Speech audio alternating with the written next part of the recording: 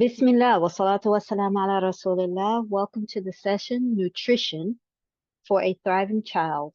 How to nourish your child for optimal development. And I'm your presenter, Mu'mina Abdullah.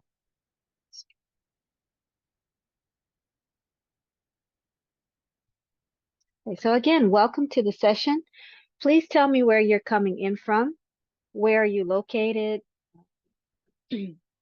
And anything else you would like to share. So welcome to the session. Tell me where you're coming in from.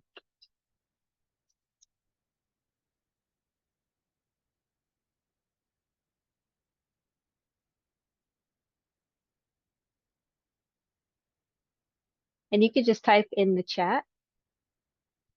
Okay, so you're in Dubai. So originally from Germany, Aina.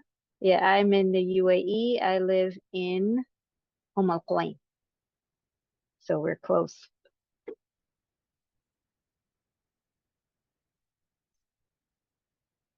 Okay, so tell me, what brought you here and what do you want to gain?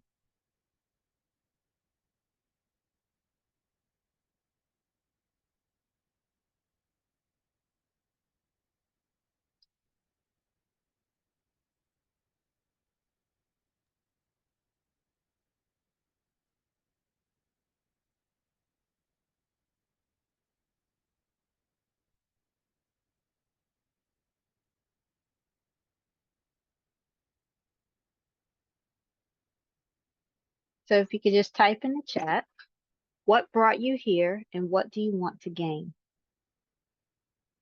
Okay, so I know you said it sounded interesting and you're always eager to learn new things.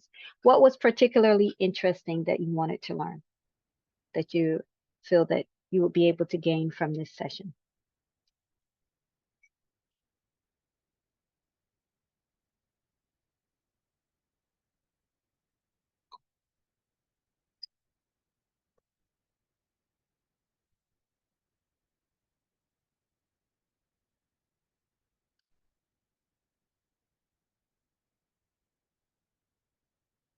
And for anyone who has just joined, please type in the chat what has brought you here or what brought you here and what do you want to gain?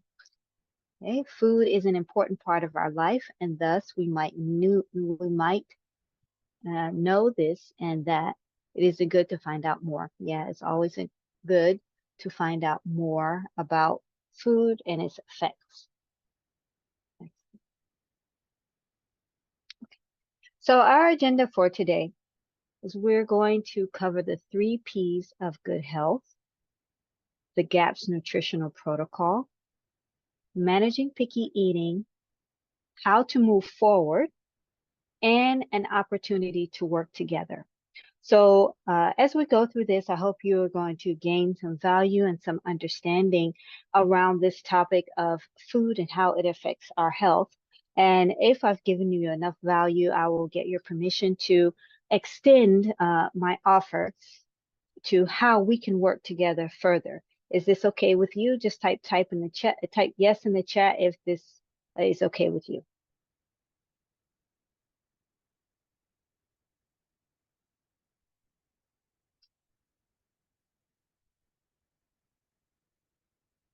Okay, great. Okay, so let's take a look at these 3 pictures here. Which child is eating well? Child A, child B, or child C?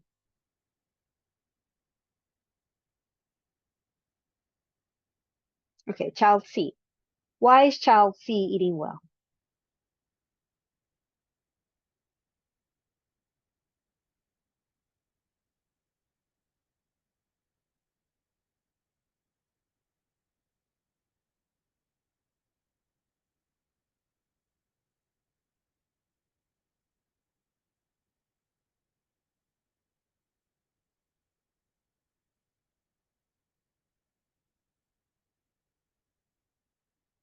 Okay, so you said you see that he has the most nutritious and vitamins.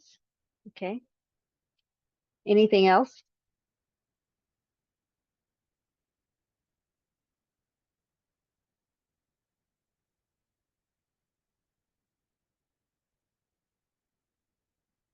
Okay. So what if I told you that child A, well, did you get the impression that child A was eating well?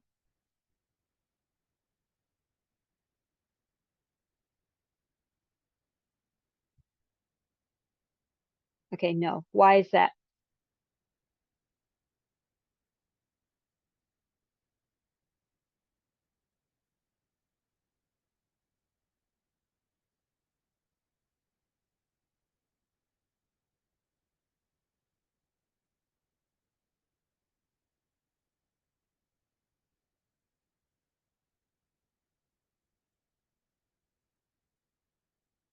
Any particular reason you say child A is not eating well? Okay, it's all processed food and probably lots of white sugar. Okay, so what if I told you child A is eating homemade donuts and it contains no sugar. It's all honey. It's sweetened with honey. The frosting is made with honey and raw cream, and they make them at home and they color them with natural colorings from flowers and vegetables. And there's also no wheat in there. They use nut flours to make the donuts. And they only do this maybe once or twice a year during special events. Child B only eats fruit. He won't eat anything else. And child C is on a vegetarian diet. He's only allowed to eat vegetables. What would be your impression now?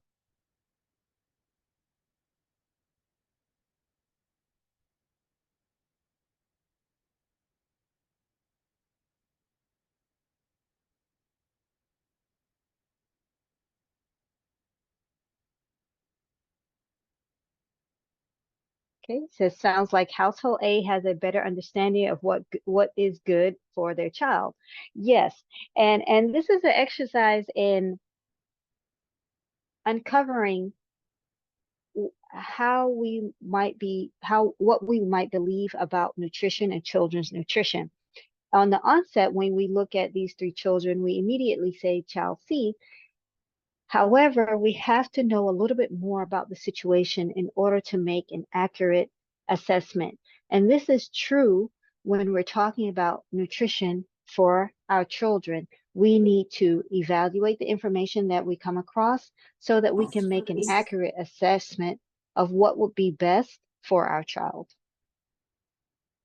Okay. Because there's a lot of misinformation out there. And we generally believe that children must have fruits and vegetables. Okay. So if you ever look at what is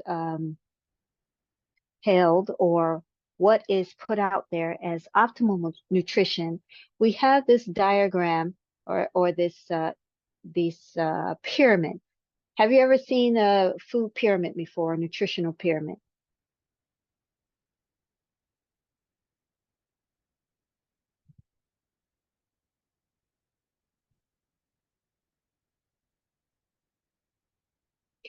Did you grow up with it? And this is Alfia. Welcome. Did you grow up with learning about the food pyramid?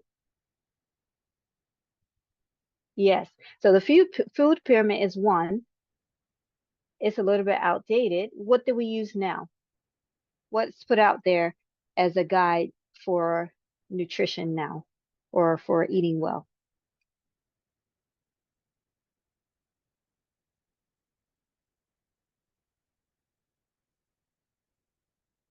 Yes, portions on the plate.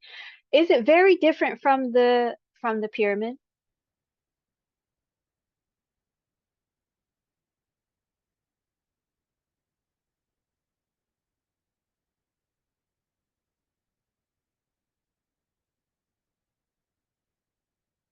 Okay. In what way would you say?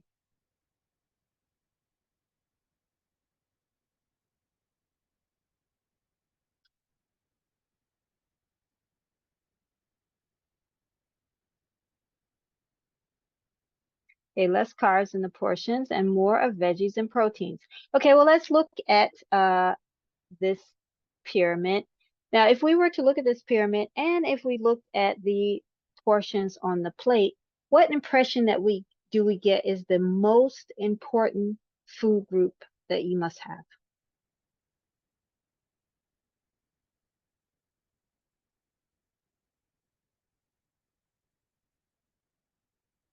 Vegetables, yes. So we get the impression that fruit and vegetables are the most important thing. And then,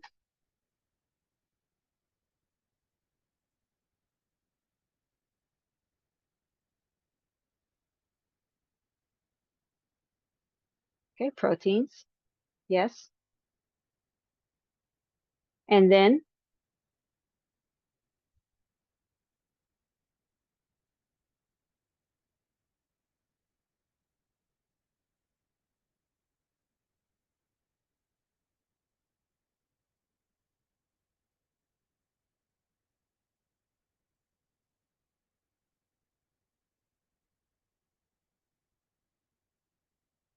any ideas?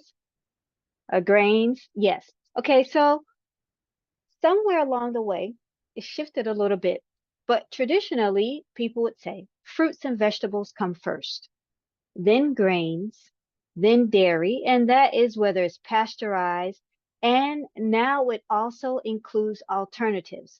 So any of the quote unquote milks, vegetable milks, or soy milks, nut milks, any of the alternative milks also qualify. Then meats and proteins, and this also includes alternatives.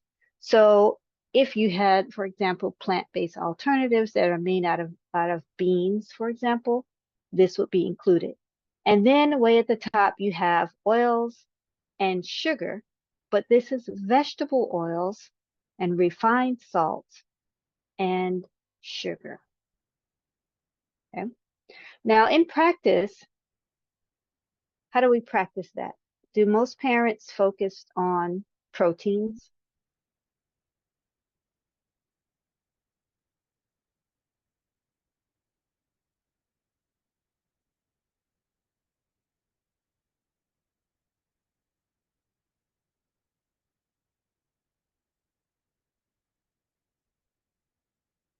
Okay, great.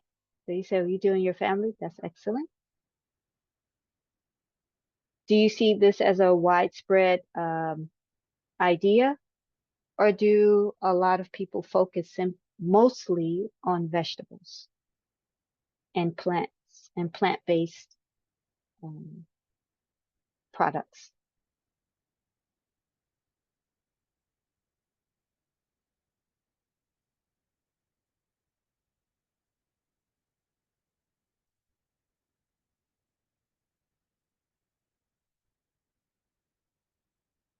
Okay, yep.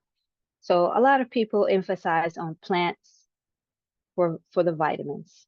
Okay, okay. So this is what I thought was healthy eating. We had home cooked meals. We ate some grains. Any kind of milk was fine.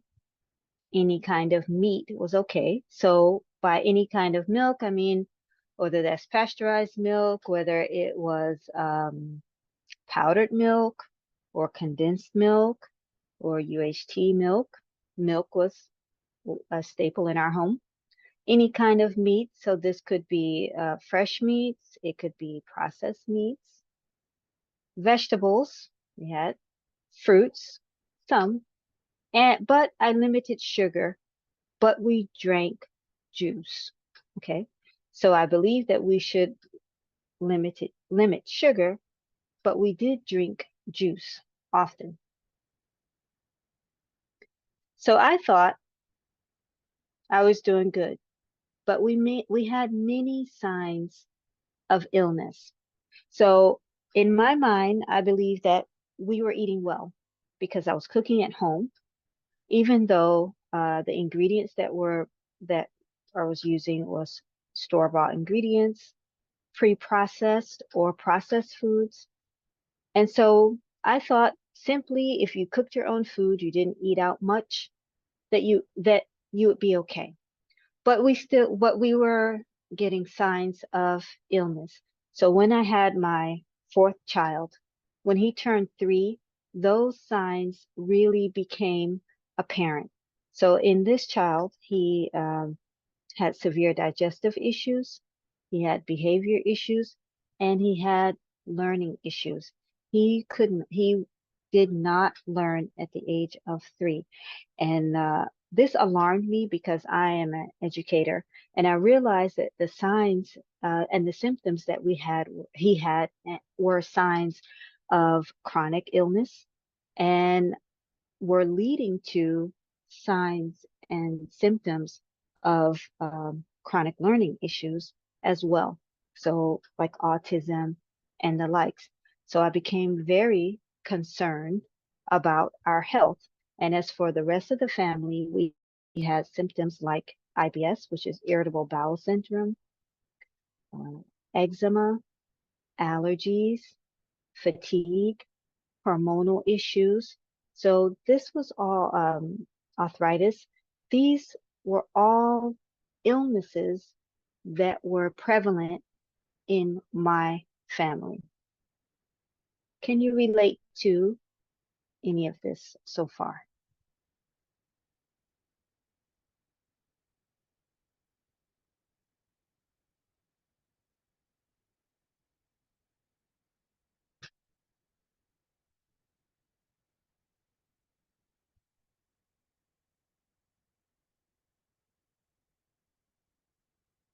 Okay.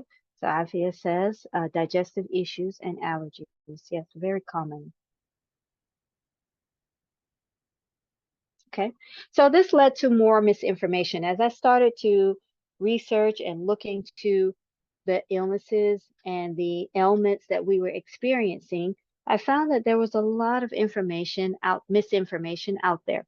So we generally have false ideas about illness. So we might believe that illness it comes from heredity or genetics. So there are some illnesses that we generally believe if everyone in our family or we see it run in our family, that it must be heredity or genetics. In my family, it was eczema and allergies. So I truly believe that because my mother had eczema, I had eczema. It was natural that my children had eczema, so therefore it was genetic. We also believe that illnesses come from the general environment. So the environment that you live in, the products that you might be using, etc. So illness is just prevalent based on the environment that you live in. That some of the illnesses are just common. So eczema, allergies, asthma, and now we have learning challenges that are considered common. That people will say these are just common ailments in children these days, so you don't need to be very concerned about it. Just manage the symptoms. So we believe that we can simply manage the symptoms, and that would help us get through our daily lives, and we can manage them through medication. And in managing through medication, that medications aren't harmful. So you can take medications that are prescribed or that are available in your local market or in the market, and long term there won't be any effect. Okay? So this is misinformation. Okay? And in the end, once you've gone through all of that, perhaps you can hope it will all go away. And you'll see things that say, well, for some, they will just grow out of these ailments, or they just go away in general. So this is misinformation that is prevalent, and we have false belief about illnesses. So what false beliefs might you have about illness in your child And or in yes, your family in general? yes, healthy. What false information I need that. or false beliefs might you have about illness in your child or in your family in general?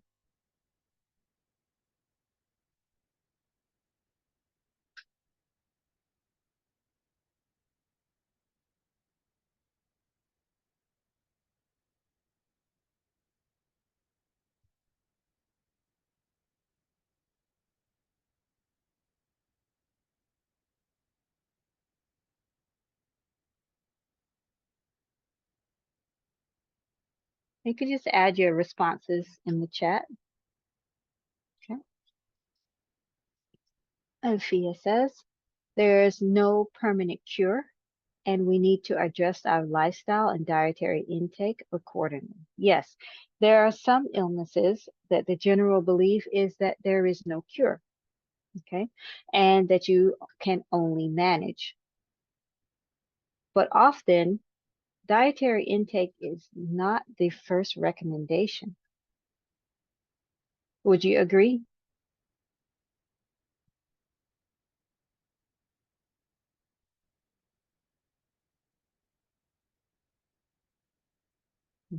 Yeah. Often for these illnesses, we might be told there's no cure, and lifestyle and dietary adjustments aren't the first recommendation, okay? Because the belief is you can only manage, and often the belief is manage with medication, okay? Yeah. And that's a good point about the idea that there are illnesses and ailments that have no cure, because Allah subhanahu wa ta'ala, the Prophet sallallahu alaihi wasallam told us that Allah subhanahu wa ta'ala did not send any illness without a cure. Some know of it and some do not. Okay. Do you feel like you are managing symptoms and not the root cause?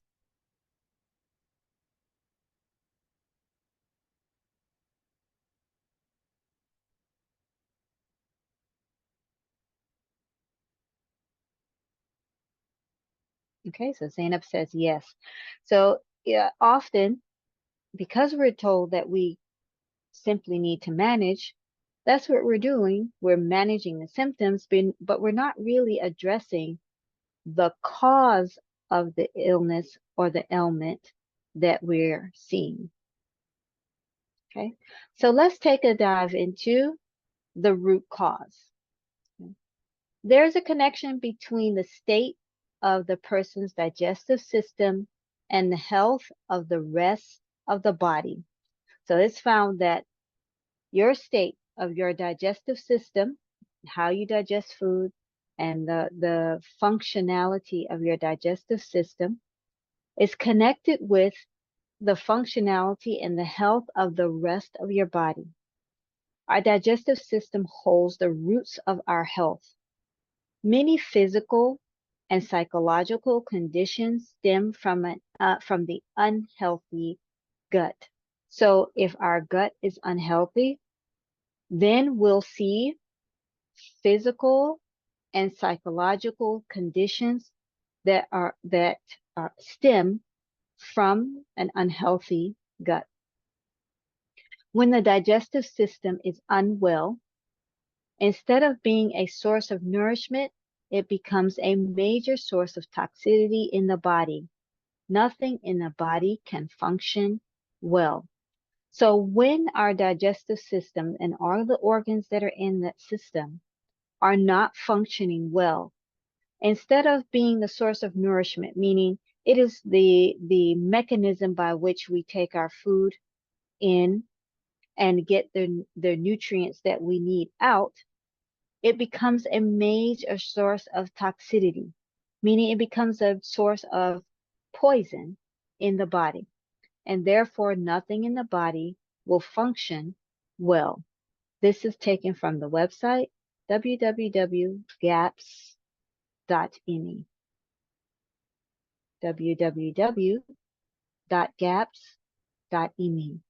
So from this, we see that the root cause of many ailments that we encounter come from an unhealthy digestive system. So what are the keys to achieving good health? Okay, so now that we know the root cause, how do we achieve good health? The 3 P's of good health. So let's look and see. Principles of achieving good health.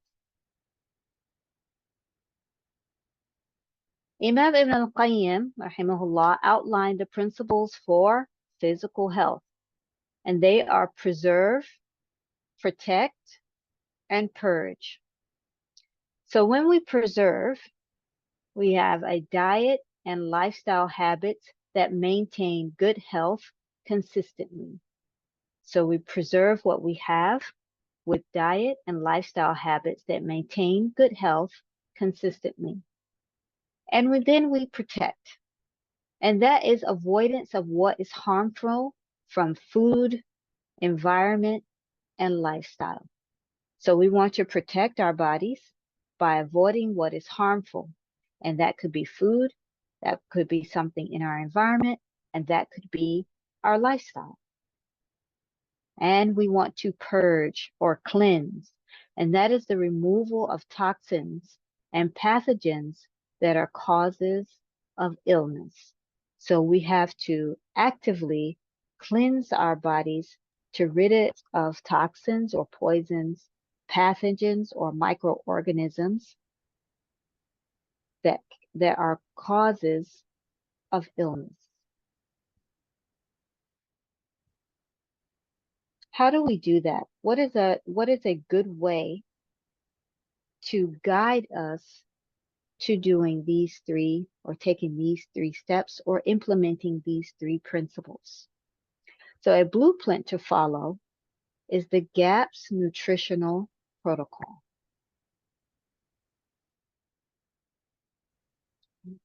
What is the GAPS nutritional protocol? GAPS stands for gut and psychology syndrome and or gut and physiology syndrome. So GAPS stands for gut and psychology syndrome or gut and physiology syndrome. The GAPS nutritional protocol is the baseline treatment for many psychological and physical conditions and symptoms.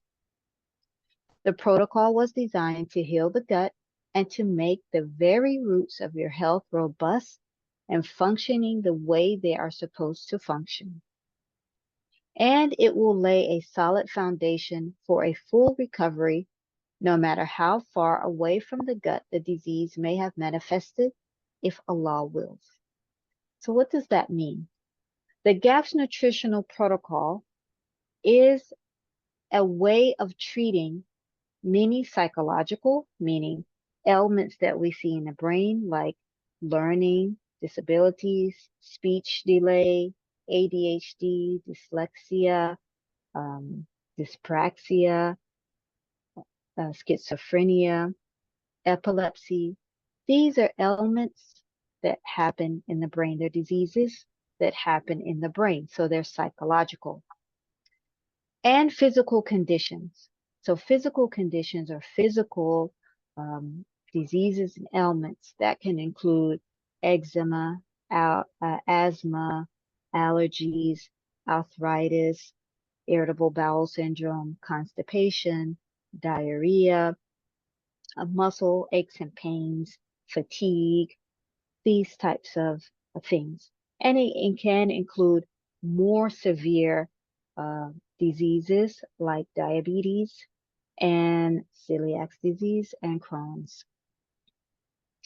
The protocol was designed to heal the gut and to make the very roots of your health robust and functioning the way they are supposed to function.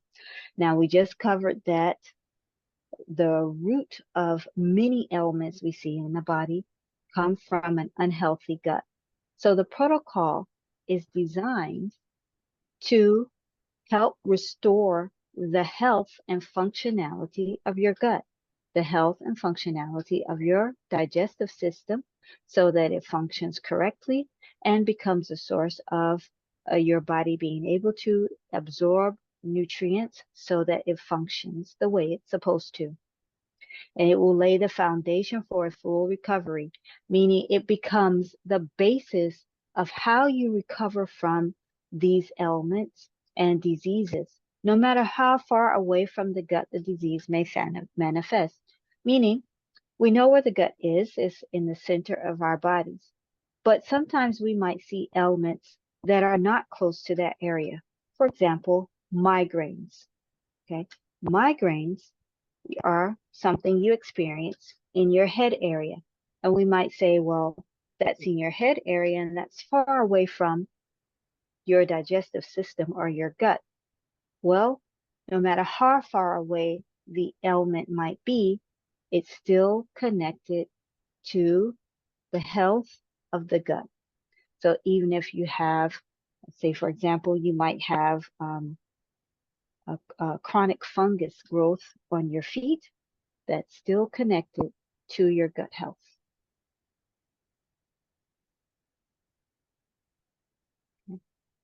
So there are 3 elements to the GAPS nutritional protocol. First element is diet, and you hear a lot of people call it the GAPS diet. So if you are ever searching online or speaking to individuals, they might refer to it as the GAPS diet, and indeed it is called the GAPS diet as well. The reason being is the diet is a large portion of it, but we call it a nutritional protocol because it also encompasses other aspects, including supplementation and detoxification. And we also have other recommendations regarding how you structure your life in order to remain healthy. So the diet is the first factor in the GAPS nutritional protocol. It is designed to introduce easily digestible and nutrient-dense foods to allow the cells of the gut lining and bacterial layer to heal and rebuild.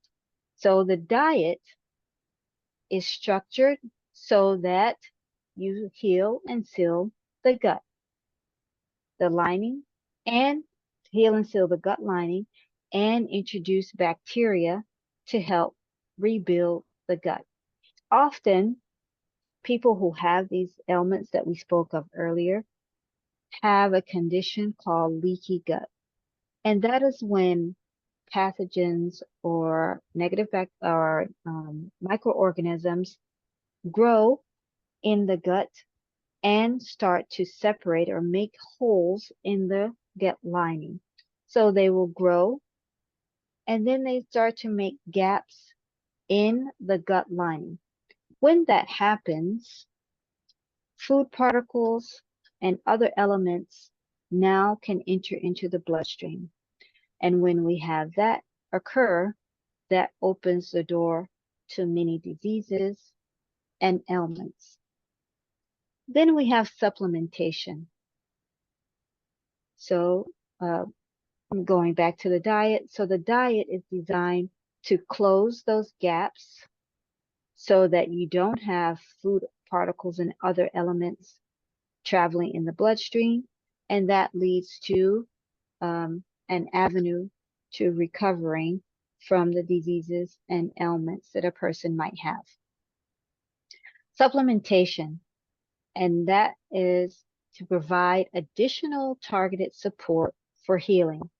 Now, in the GAPS diet, our first objective is to introduce nutrient-dense foods in by way of the diet. Now, for some individuals, they might need additional help or they might need additional support. So we introduce targeted support via supplementation. And then the final element is detoxification. And that is to support the body's natural cleansing process to remove heavy metals and toxins, repair damaged tissues, purify the blood, and more. So we want to support the body in removing what could be causing harm. Okay? And so we do that systematically to make sure that the body's clean as we go through this process. So there are 3 main elements of the GAPS nutritional protocol. That is diet, supplementation, and detoxification.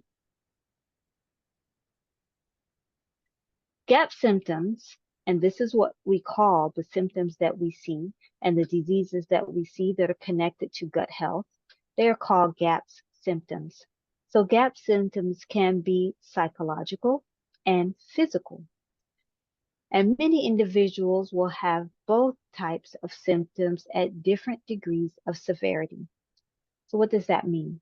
That means, for example, if you have a person who has eczema, that is a physical symptom. We can see it on the person. We see that they're going through something in their health.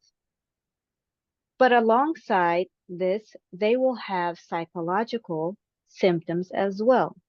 They might have brain fog or they might have anxiety. These are also symptoms of poor gut health. And in the opposite, you might have someone who has psychological issues. Let's say a child that has autism or attention deficit disorder. So these are uh, challenges that we see in the function of the brain. However, this child may also have physical symptoms. They might have chronic constipation. They might have allergies. Okay. They might have asthma. They might have muscle pains. So when we have an individual that is displaying a psychological issue or a physical issue, if you observe them, you will find that they have both at different levels of severity. Okay. Now, this is a quote from a client to illustrate this point. So, emotional and reliant to mature and independent. So, this is my client, and this is a correspondence she had with me. She said, I wanted to do the diet to help her, meaning her daughter, to help with her eczema. And her skin has improved a lot. But I noticed that she's taking care of herself more. I don't have to remind her to take her bath or put her clothes away. I find that she has already done it. Before, there were certain things I couldn't tell her. She would cry for hours if I was late picking her up from school. Now she's calm and mature about it. So these were her observations with her daughter. And this mom, Umaisha, was doing the diet to help her daughter with the eczema. But one of the very first things she noticed, or the very first changes she noticed in her daughter, were psychological changes. She noticed that she now was more mature and she was able to handle things. She had less anxiety. So she was able to be more grounded in her emotions. Whereas before doing the diet, her mother described her as being very emotional, being very triggered by things that were basic or don't require a lot of emotional input. And she noticed that, like she said, she became more mature. Previous to that, she had to follow behind her a lot.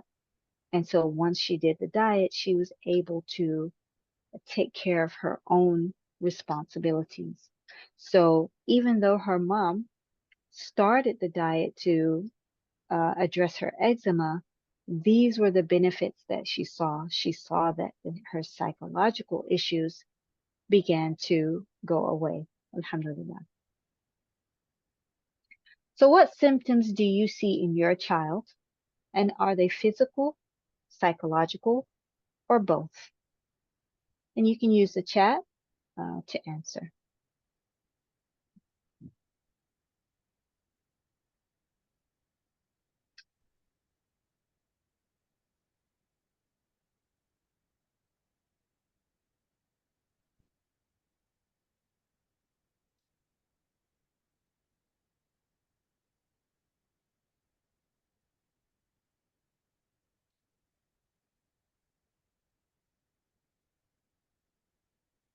Okay. Althea says both. What do you see?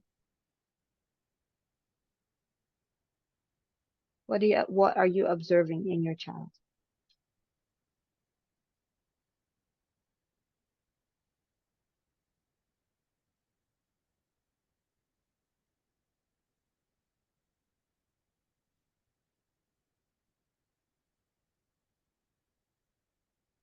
Okay. Yes, irritability, loss of appetite. Anything else?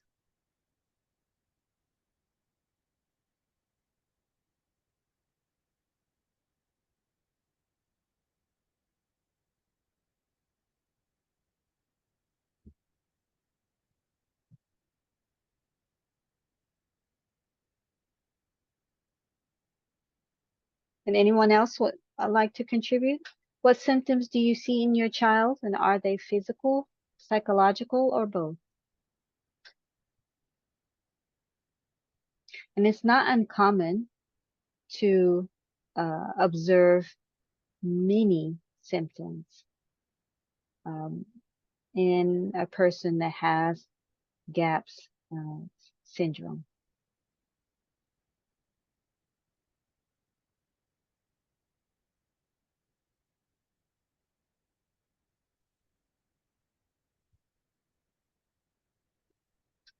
Please feel free to post in the chat. What symptoms do you see in your child? And are they physical, psychological, or both? And see how many you can identify.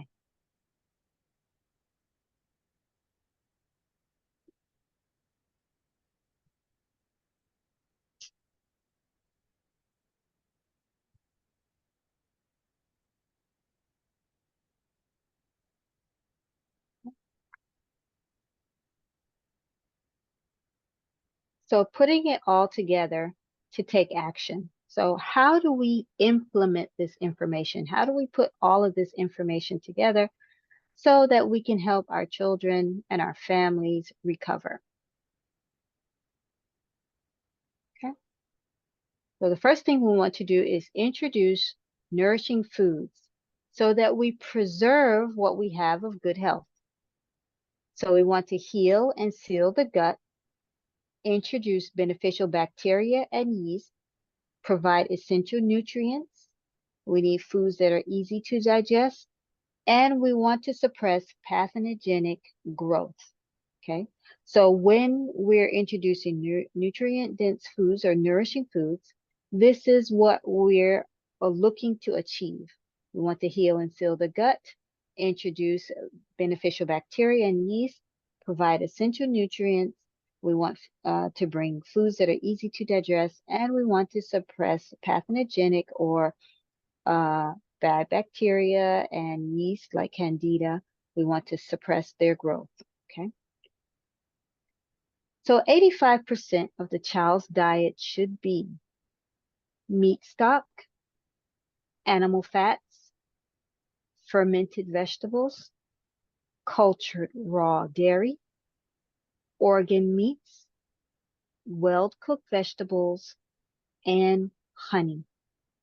So this is what your child should be eating the majority of the time.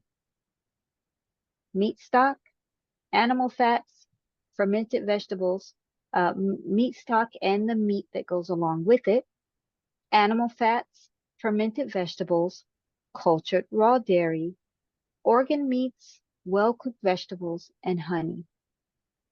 This is what the child should be eating to preserve what they have of health.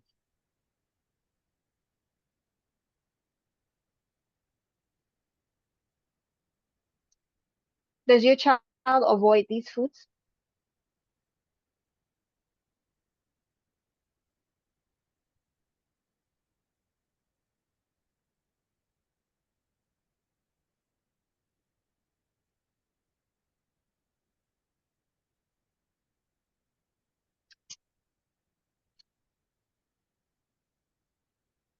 Do you have a child that avoids these foods or any family member that avoids these foods? Okay, so your child avoids organ meats. Mm, okay. Will they readily eat the other foods?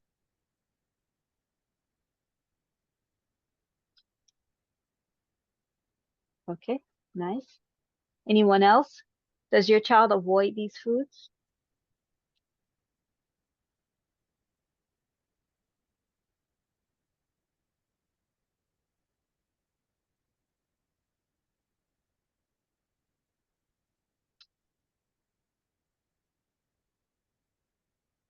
Okay. So your child will eat organ meats. That's good.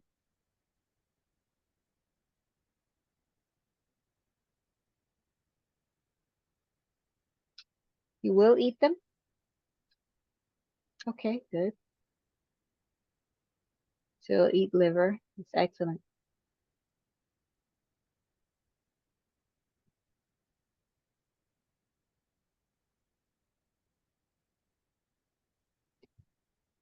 So our next step would be to eliminate problematic foods, and that is to protect the body from what could cause harm. So eliminate problematic foods. So these foods that we want to eliminate cause digestive issues. They feed pathogens, meaning they feed bacteria and yeast. They trigger inflammation. They are difficult to digest, and they may not nourish the body. Okay. So these foods, and the reason we want to remove them is because, generally speaking, the more you know about these foods, they can cause digestive issues, feed pathogens, trigger inflammation, mean they cause inflammation in the body, swelling, etc. They're difficult to digest, and they may not provide the nutrients that the body needs. So what do we want to remove? So remove from your child's diet all grains, starchy vegetables, sugars, beans, lactose, and that's milk sugar, and cooking oils. Okay? So we want to remove these from our child's diet or from our family's diet to begin to protect the body from what could be causing it harm so that the restoration process can start. So remove all grains, starchy vegetables, sugars, beans, lactose or milk sugar, and cooking oil. Now, often when I read this list, people panic because these are the foods the child eats regularly. So does your child eat these foods regularly?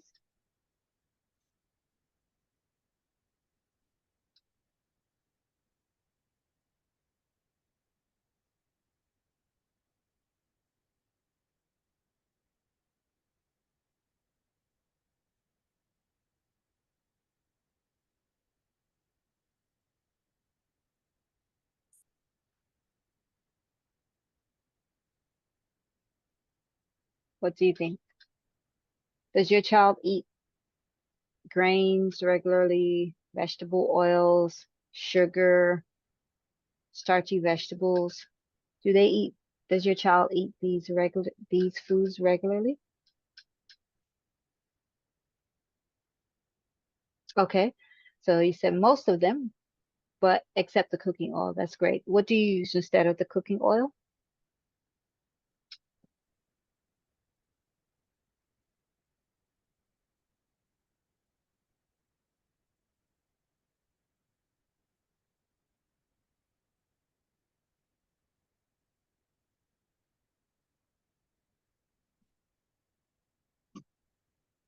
Okay, nice. Animal fats mostly. Yes, so great. So you're already started with the preserve process by switching from the cooking oil to animal fats. Nice. Okay.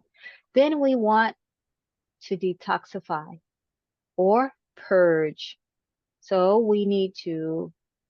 uh, we need to make sure that there are regular bowel movements, detox baths, time in the sun, swimming in clean natural waters, and rebounding.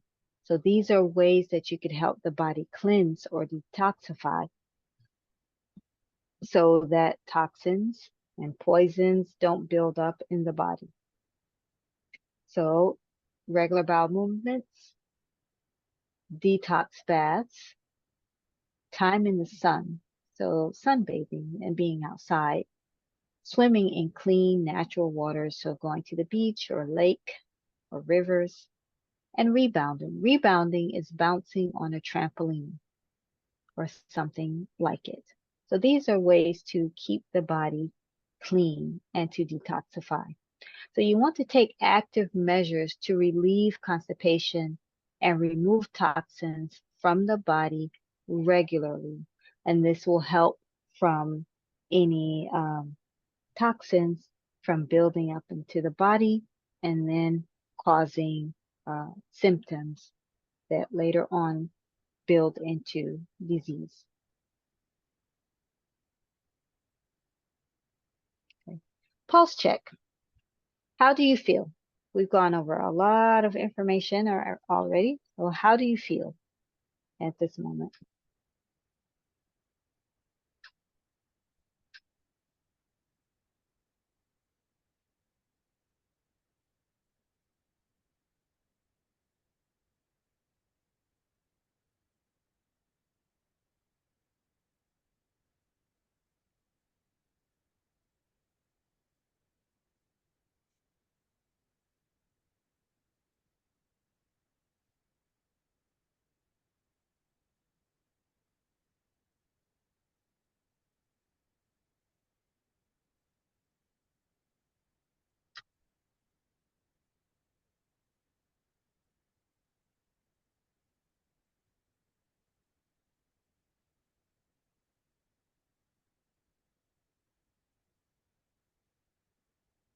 Any feelings going on? Any thoughts surrounding everything that we've covered?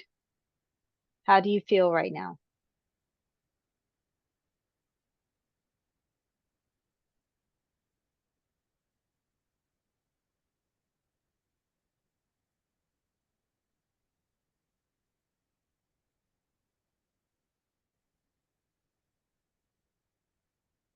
Okay.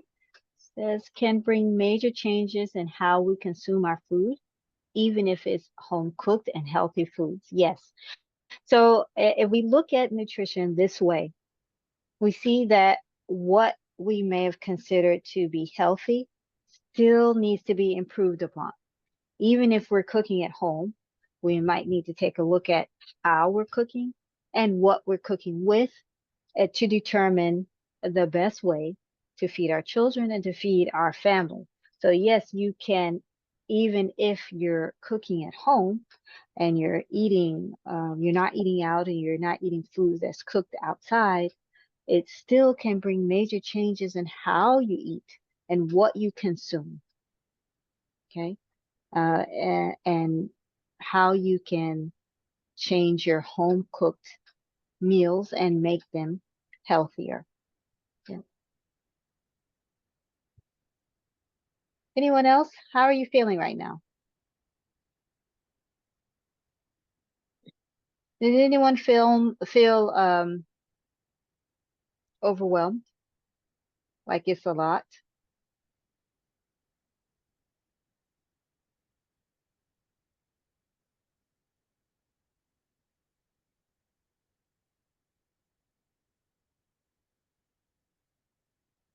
Okay, great. Althea says no. That's good. So you feel like you could take on this way of eating and supporting your child.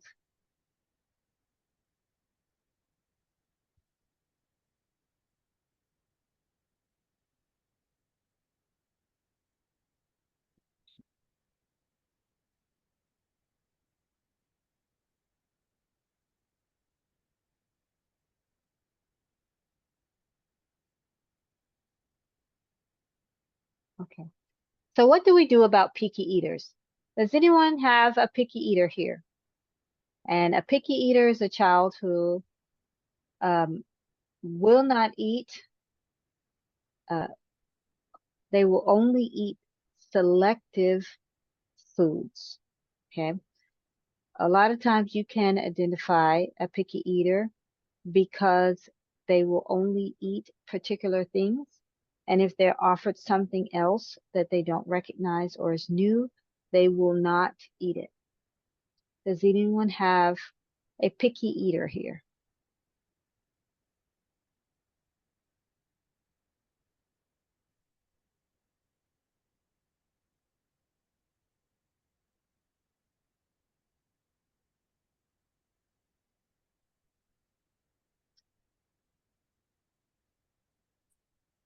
Any picky eaters?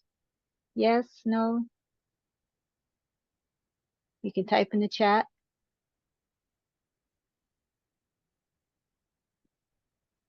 And sometimes when this question is asked, it, individuals will feel compelled to say, no, my child is not a picky eater. They eat everything that I serve them. But what they don't realize is that they will only serve them the food that they are willing to eat and nothing else.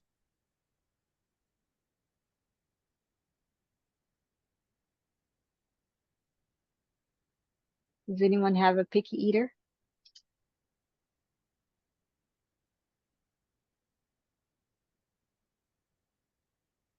Okay.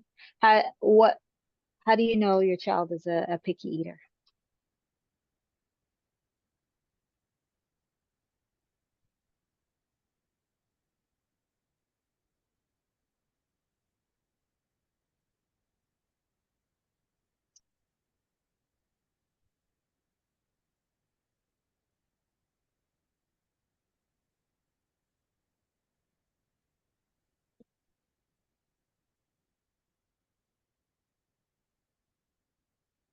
And feel free to type in the chat.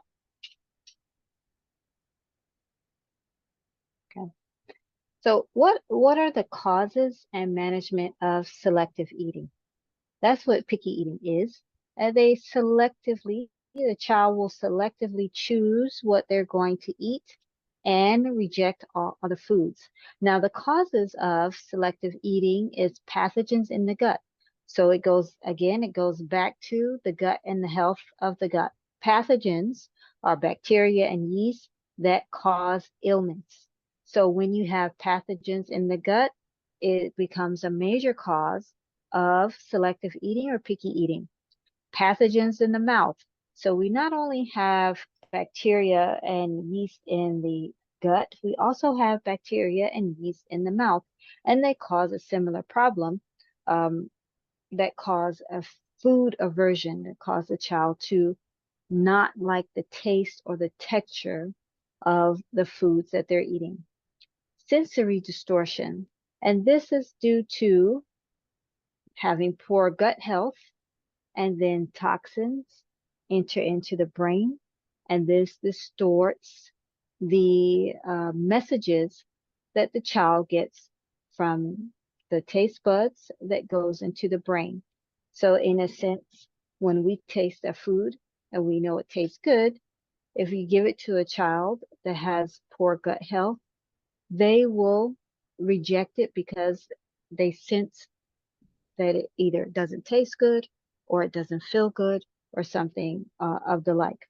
So you have sensory distortions in the brain that cause selective eating.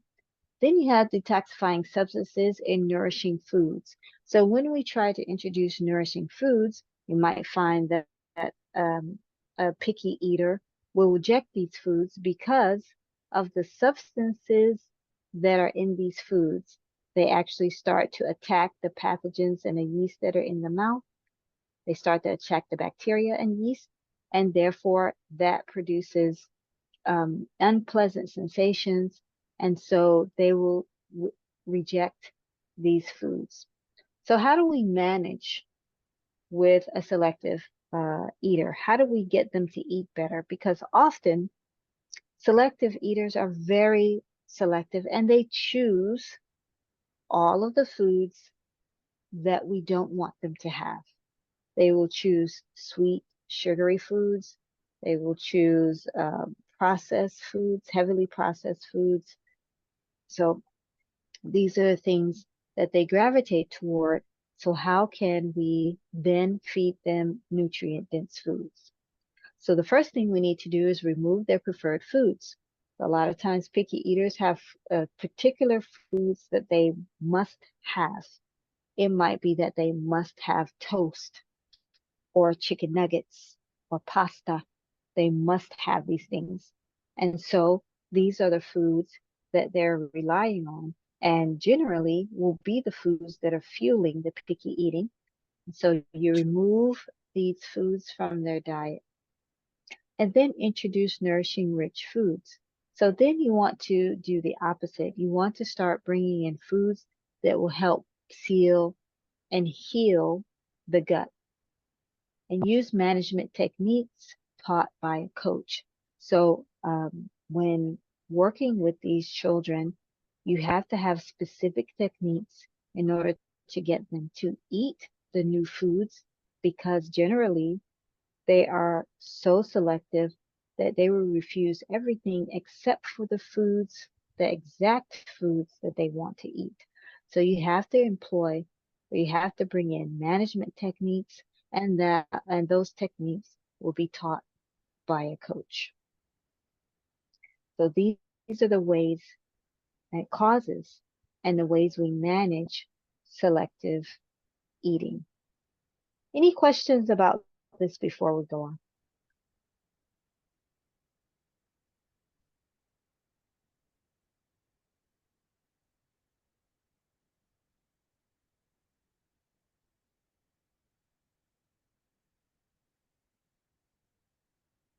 Any questions?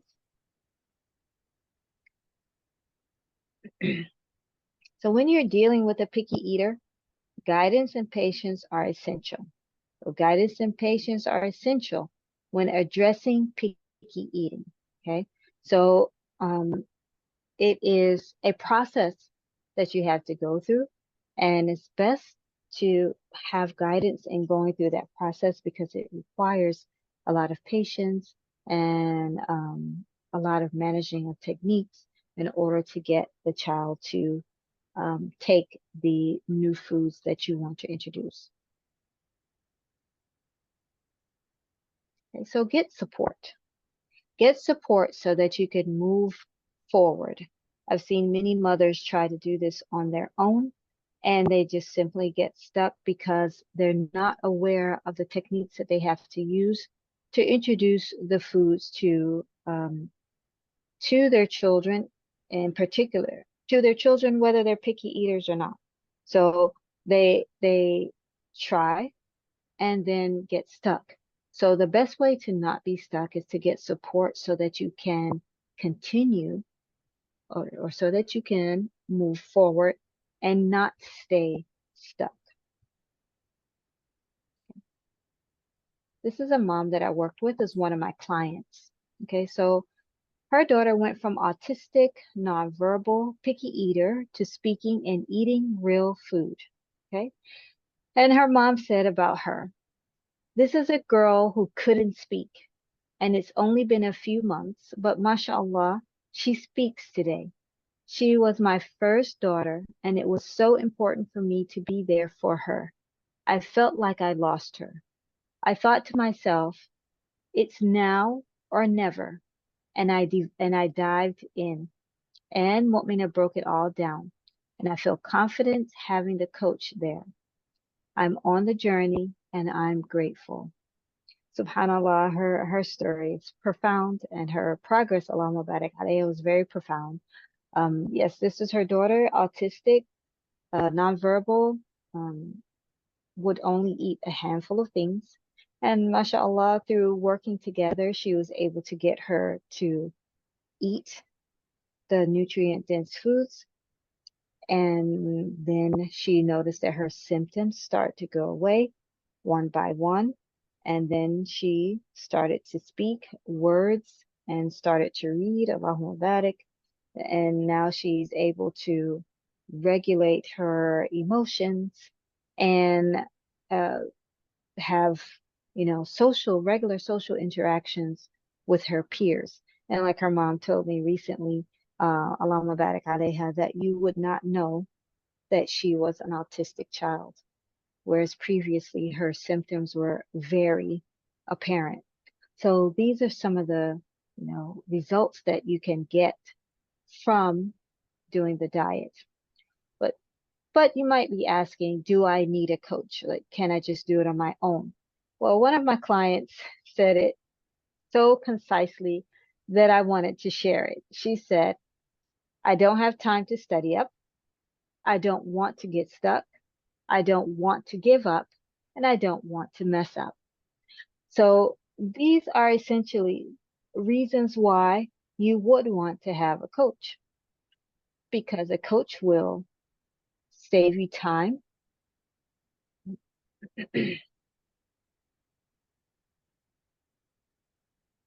A coach will save you time and energy trying to figure out what to do on your own. Uh, will teach you the exact skills and knowledge that you need and help you take consistent action so that you maintain momentum, so that you don't slow down.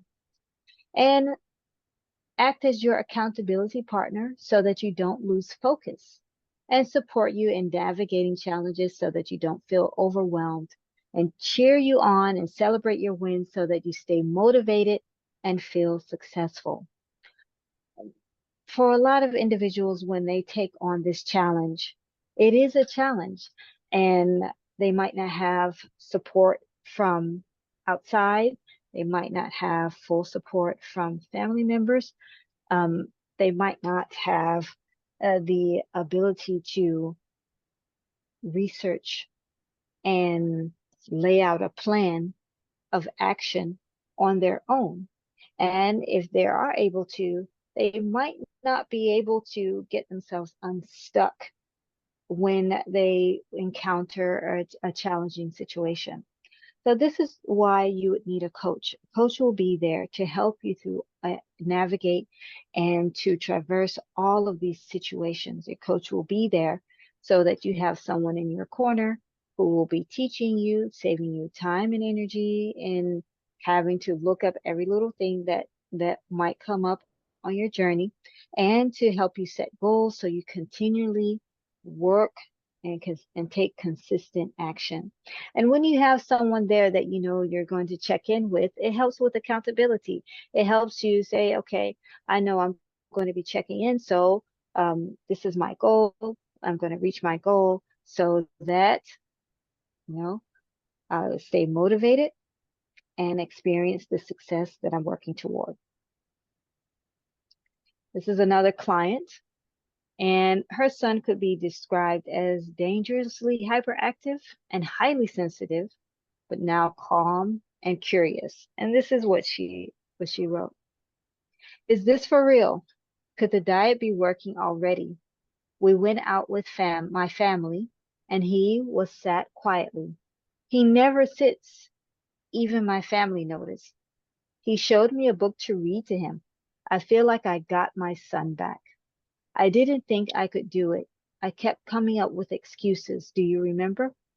But you really kept on encouraging me. I thought I couldn't do it, but I'm doing it. So this client, her son is autistic, nonverbal as well, but he was also very, very, very hyperactive, to the point where he caused himself a severe injury when he was young. So when she came to me, she was very apprehensive about doing the diet because of this condition. She spent a lot of time with him just to make sure that he was safe. And so this was one of the first things that she noticed once she started the diet with him, that he was absolutely calm, and she didn't have to chase around him or chase behind him.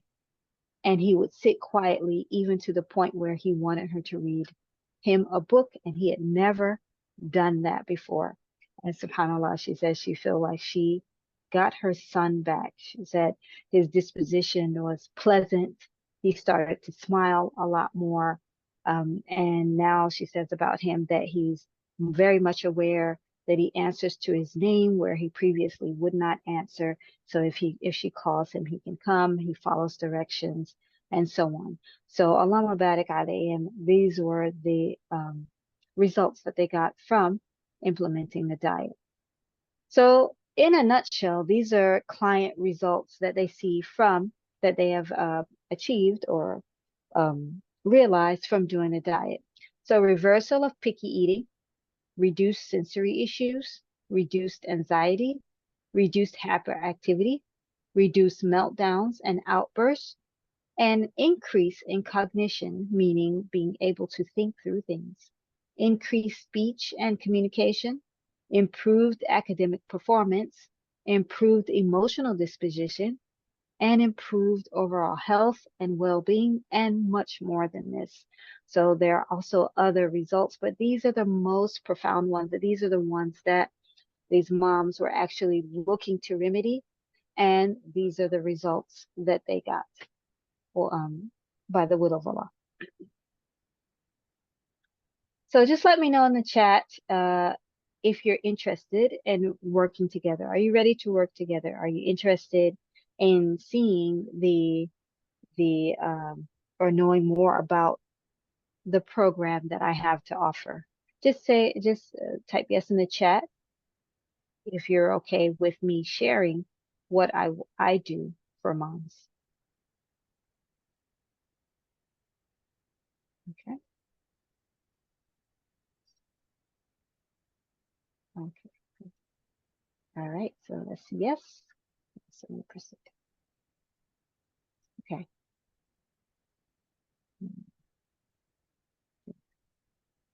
Okay.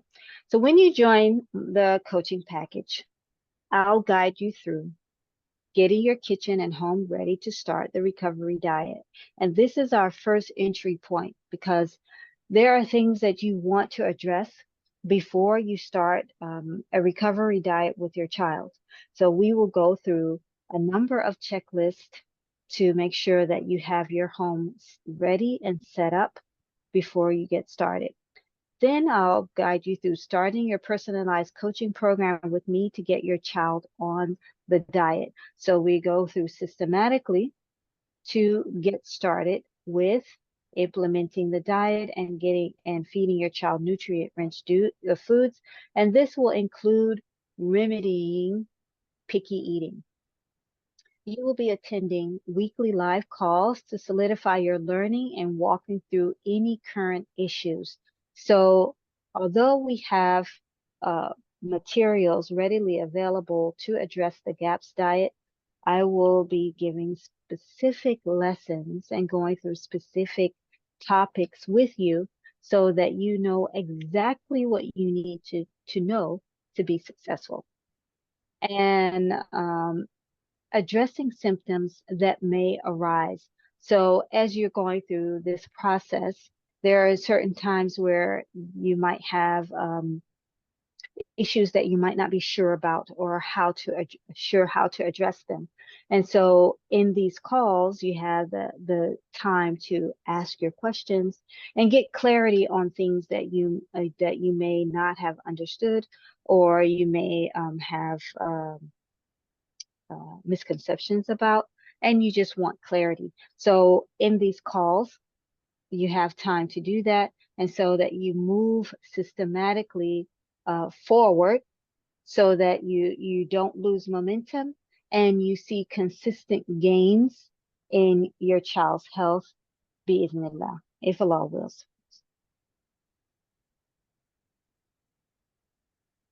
Okay. So for being here, just for being here today and spending your time here with me, and I'm thankful that you attended this session. I'm giving 10% off my normal coaching package price for anyone who attended this or registered for this this workshop. And there's an easy payment plan along with that. So if you need to break it up, that's fine. And there's a bonus additional training videos. I have other videos that I've made that are in support of your journey to remediate your child's health. So along with the 12-week training program, or the 12-week coaching program, you also get my other training along with it that helps support your learning and support your journey. You'll also get tools and worksheets to get you started. So you're not going to be going into the coaching package or going into implementing the diet blind.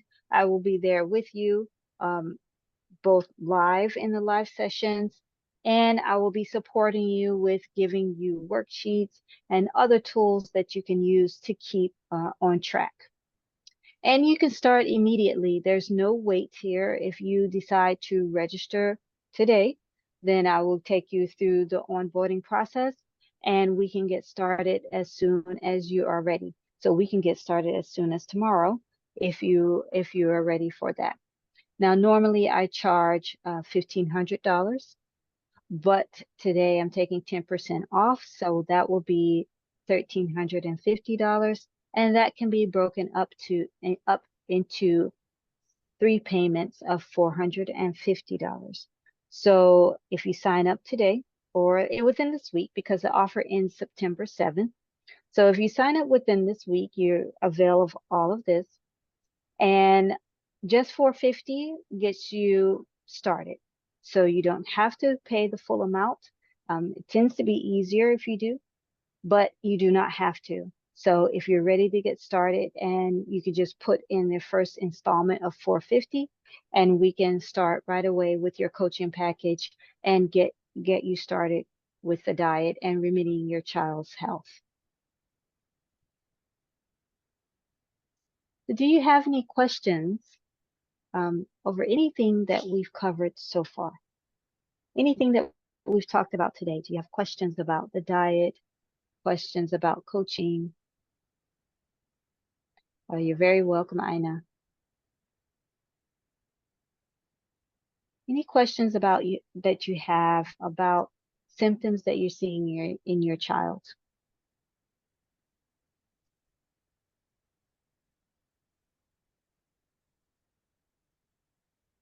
Yes, and feel free to open the mic. It's fine.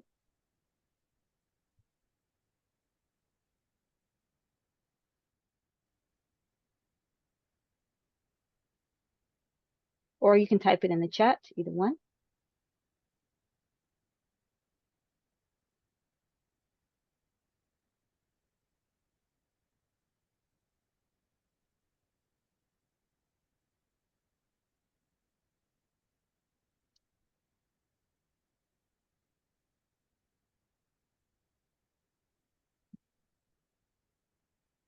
Okay, so your question is about yes. So he says some aggressive behavior as sometimes, and a lot of liking toward junk food. Yes, these are both GAPS symptoms. So firstly, you have this child who really gravitates toward junk food. This is the food that's fueling poor gut health, and the aggressive behavior is a symptom of the poor gut health. So to remedy that, you will want to take the measures that we talked about today.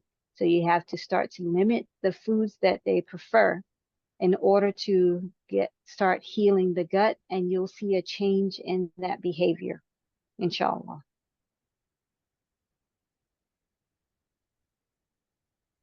How easy, good question, Sophia, how easy is it to find produce needed for the diet?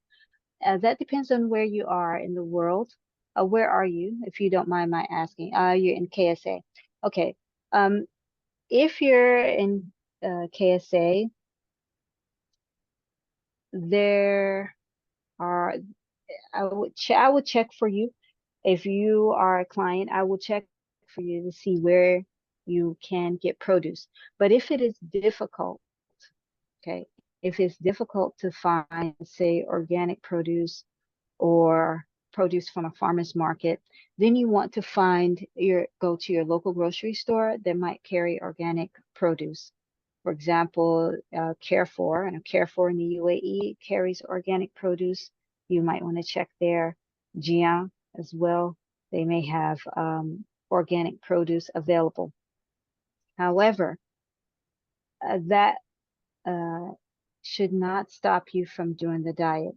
I have had clients that could not find organic vegetables or organic produce, and they did the diet with vegetables that they found from the regular grocery store, and they still were able to get the same results. Alhamdulillah. Specifically raw milk, pasture raised meats, etc. Yes. So it could be difficult to find those things, but I will help you research. If you're a client of mine, I will help you research to see where you can find them. But again, if you cannot find them or it becomes a challenge to acquire these foods, then get the best that you can get with what's available, from what's available. Get the best of what you can get from what's available. And uh, don't let that be a source of or a reason to not do the diet. Okay. So when we're implementing the diet, we focus on what we can and not what we can't. Okay. So if that means getting locally produced produce that's locally grown in Saudi Arabia, but it might not be organic, use it. Okay. Versus not doing the diet and staying where you are. Okay. Does that make sense? Okay, وإياكي.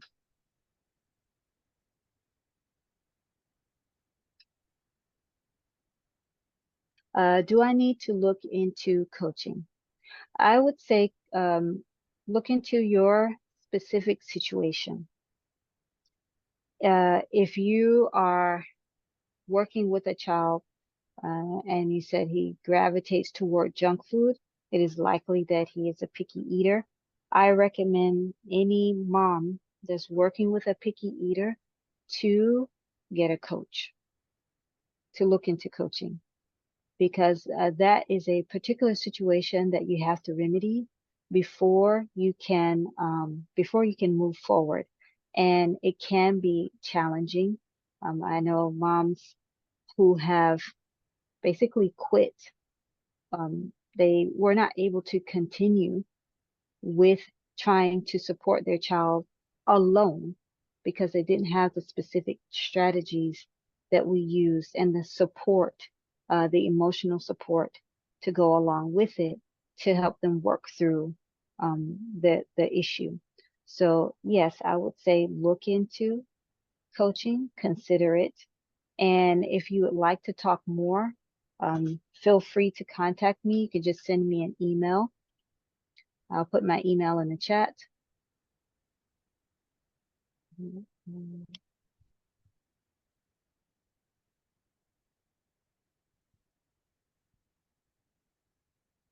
Okay, that's my email.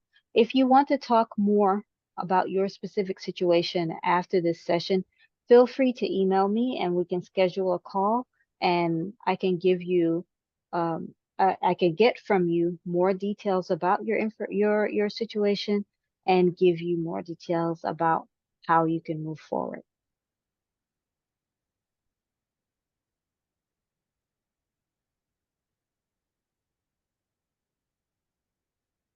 Is that helpful?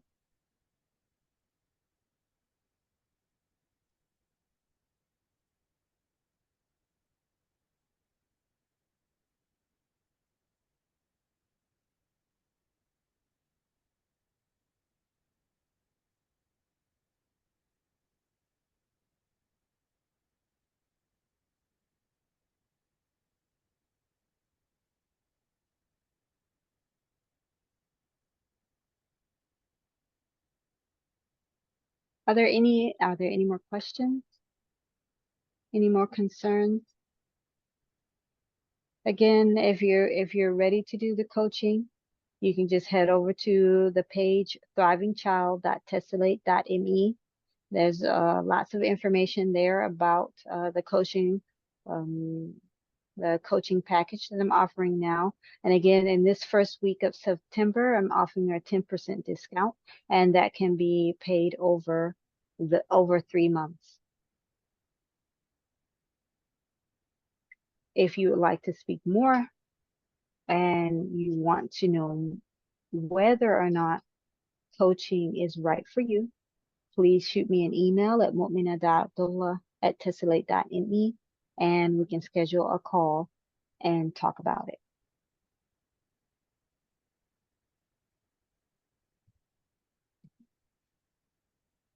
Well, if there are no more questions, I want to thank you for being here during this session. I really enjoy being able to impart this knowledge to you because I know it had a profound effect on my life, and I've seen the profound effect it has on my clients' lives. And I really hope for you that you can jump on board so that you remedy your child's health and see the effects in your life. Okay, one more question. For how long is the coaching package? The coaching package is 12 weeks. So we work together for 12 weeks and have weekly calls during that time. Alhamdulillah.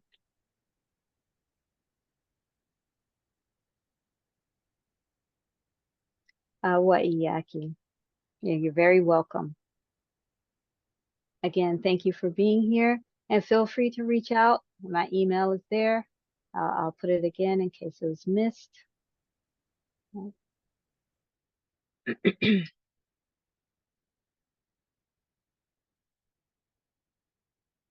And again, if you want to speak, you want to call, just shoot me an email and we can discuss your specific situation. And if you are ready and you know that this is something that you're interested in now and you're ready to go ahead with it, just head over to the website thrivingchild.tessellate.in. And again, thank you and have a good evening. Assalamu alaikum wa rahmatullahi wa barakatuh.